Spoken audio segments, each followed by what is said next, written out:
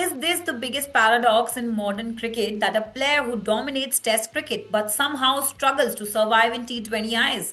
Yes, I'm talking about none other than Rishabh Pant. Hello and welcome to NewsX. I'm Kashish Dhawan. Today, let's decode the two sides of RP17, the fearless Test match hero and the inconsistent T20 batter. From match winning centuries overseas to low scores in IPL with LSG. What is going on with him? Is this the technique? Is this the temperament issue? Or is it just the pressure of modern T20 cricket? Now, to discuss all this in detail, we have our sports expert with us today, Anuj Mishra. Thank you for joining us, Anuj. Thank you, Kashish. Now, let me start with the big one. Why do you think is RP17 struggling in T20 cricket despite being such a dominant force in test matches? So his stats in test matches are exceptionally good. We have seen, even if we don't remember his stats, we have seen how good he was in Gaba in Australia and how good he was in England also, like scoring those 60, 70 runs in just quick fire 50s in 40 balls, which are very much needed in test cricket to turn the game around sometimes. And also, we know that it's the era of baseball cricket. So anyhow, having a player like, but when we look at the white ball format in T20 and ODI, his stats are his stats are drastically bad, and he has also not made much of an impact. One reason I found to be true here is that in test he actually gets the time to get to settle in. Also, he doesn't open in test. He is not in a pressure to open in test also, because in T20 if you don't open, there is some less chances that you will get the batting if you have a good team. So maybe first four players will go on to play all the 20 overs. So in test matches, there is no scene like that. He gets his batting every time he goes to bat. He gets his batting. He gets the time to settle in, and then he smacks spinners. If you see, like we have seen, he smashes spinners also in test matches. And obviously, all the time in test matches, fields are restricted. There are two or three players outside. Now, what is happening in T20 is he's not getting the time to get settle in. So if he's opening, he's batting in power play. That is fine. But if he's not opening, then there are five fielders outside the 30-yard circle, and somehow he is getting caught out. He's not able to find the gaps. He's not getting the time to settle in. And when he's not getting the time to settle in T20 cricket, somehow he gets restless also. That now we need to fire, now we need to fire. And in that scenario, he gets out.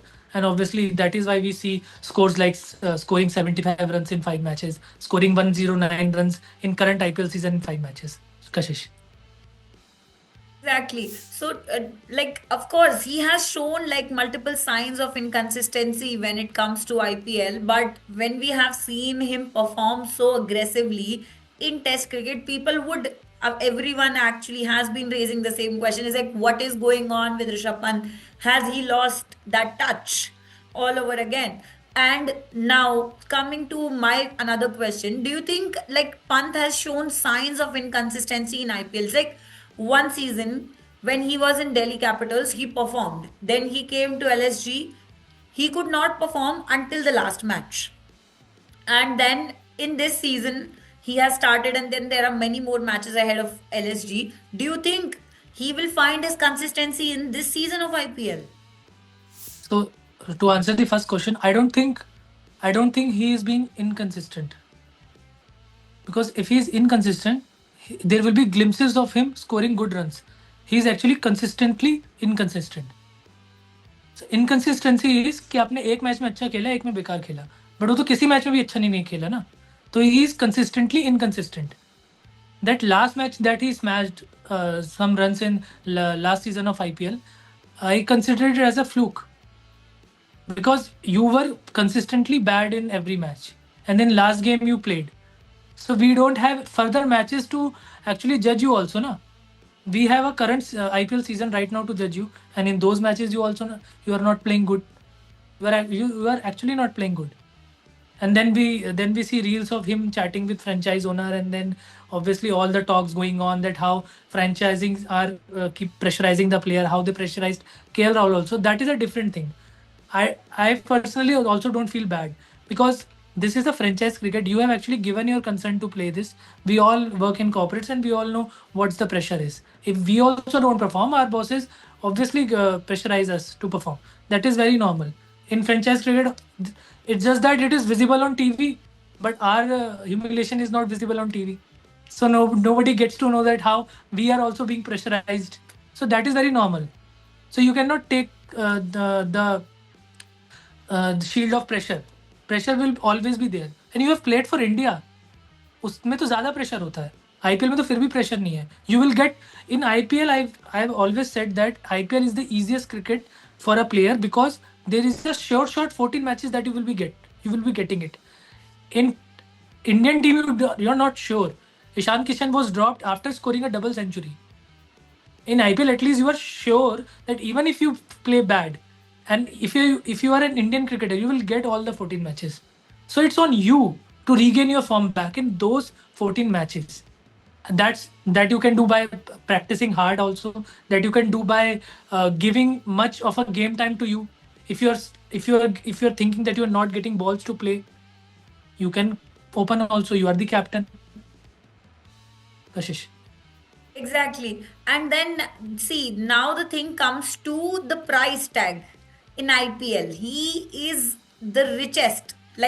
The most amount that can be given in IPL is 27 crores, and it was given to Rishabh Pant. Do you think he has performed even 1% of the amount he's getting right now? No, he hasn't. Even if even if he was bought on for 4 crores or 5 crores or 10 crores, that his current stat doesn't justify those amount also. So leave about 27 crores.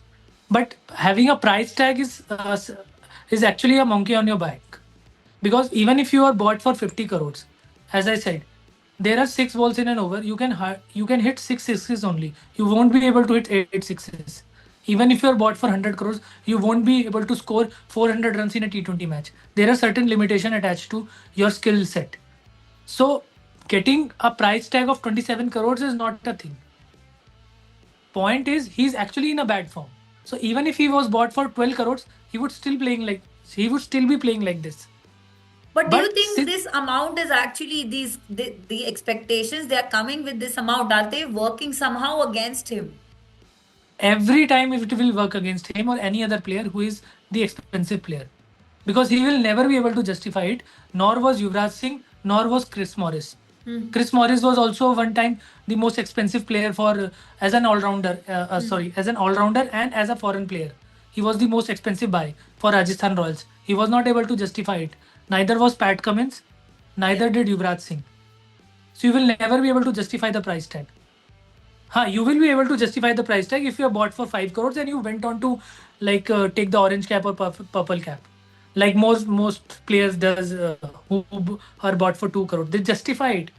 This is actually a good buy. For example, Delhi Capitals bought David Warner for 2 crores in Yeah. one season, so he could actually justify it. But you can never justify the price tag if you are an expensive player, because there always be question on you. People will always be asking questions that you are the most expensive player. Why are you not performing? Yeah, exactly. Like you said, there will always be a monkey on your back. There will be a constant pressure for you to perform. But with this, before I let you go, I need to ask you this question. What do you think like Rishabh Pant needs to change right now to regain his edge in T20 cricket? Like you have been seeing him as an expert, as an analyst. How do you analyze what is going on with his performance? Where is there a scope for him to improve? So there are two things. First, I would like to quote Sachin Tendulkar. In one of the interviews, he said that whenever he was in a bad form, or he was advising young cricketers, he was saying that to go on to the play the game very basic, like play the basic shots, like adopt how you started playing cricket. There is no need to run down the track and go for sixes and fours. You can actually find the gaps also, and then also you can score fours. You can actually time the ball also, and then also you can score six. One advice is this. One advice is this. Second will be to play impactful innings rather than long innings. So like a 10 ball 25, a 12 ball 35, a 20 ball 40 would create a much larger impact than a 60 ball 80 will do for Rishabh Pant. So he can, and since the innings will be short, there will be lesser chances of him getting out, because he also know that he has to play 12 balls, let's say. So he will want to get the maximum out of it. And if he goes on to play after the 12 balls also, then it will be cherry on the cake. Kashish. Definitely, it will be a cherry on cake, and people, his fans, of course, will be looking forward to see that kind of a performance, because, as you have mentioned, he's consistently inconsistent. His fans would want to see him actually gaining his consistency back, and with this will be a big question: can he rediscover his T20 magic, or will he remain just a test giant? Thank you so much, Anuj, for joining us today. And thank you, viewers, for watching NewsX. Until the next time. For more such videos, subscribe to the NewsX YouTube channel, hit the bell icon.